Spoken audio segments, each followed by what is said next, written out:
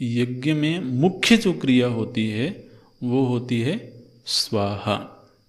बाकी जितने भी कर्मकांड हैं वो उस मुख्य क्रिया को संपादित करने के लिए हैं। जैसे वेदिका बनाना है, अग्नि प्रज्वलित करना है, अग्नि देवता का आह्वान करना है, यज्ञ सामग्री एकत्र करना है, जो यज्ञ करने वाले हैं उनको स्नान आदि करना है, पवित्र होना है, स्थान शुद्धि आदि करना है। तो ये जितने भी कर्म हैं ये सब कर्म किस मुख्य कर्म को संपादित करने के लिए हैं? स्वाहा।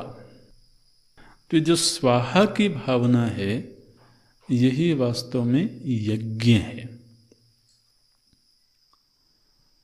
स्वाहा की भावना माने क्या? तो स्वाहा की भावना का अर्थ है किसी को देने की भावना। जब हम स्वाहा करते हैं तो क्या करते हैं? इंद्राय स्वाहा, अग्नये स्वाहा, माने हम इंद्र देवता को दे रहे हैं, सूर्य देवता को दे रहे हैं। तो उस पूरे यज्ञ रूपी कर्म में वो यज्ञ चाहे बहुत बड़ा हुआ हो या लघु हुआ हो, केवल 2 आहुतियाँ दी गई हों, अग्निहोत्र हुआ हो, लेकिन उस पूरे कर्मकांड के केंद्र में मुख्य बात क्या थी कि हमें कुछ देना है किसी को। तो कुछ देने की जो भावना है इसको बोलते हैं स्वाहा की भावना। यह स्वाहा की भावना ही तो यज्ञ का मूल रहस्य है।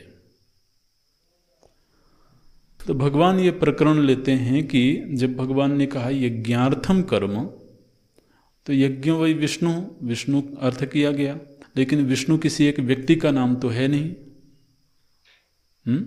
विष्णु माने ये पूरी सृष्टि ही विष्णु का रूप है। तो विष्णु के लिए भी करना माने विष्णु को देना। वहां पर भी अर्थ यही हुआ ना कि हमने जो कर्म किया उस कर्म को ईश्वर को समर्पित किया, माने ईश्वर को दिया।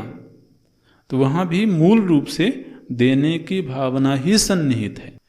तो बोल रहे हैं कि जिस तरह से व्यक्तिगत जीवन में ये देने की भावना संभाली जाती है, ईश्वर को देने की भावना, गुरु को देने की भावना, अपने श्रद्धेय को देने की भावना, इसी तरीके से देने की भावना पूरी सृष्टि में नैसर्गिक रूप से घट रही है।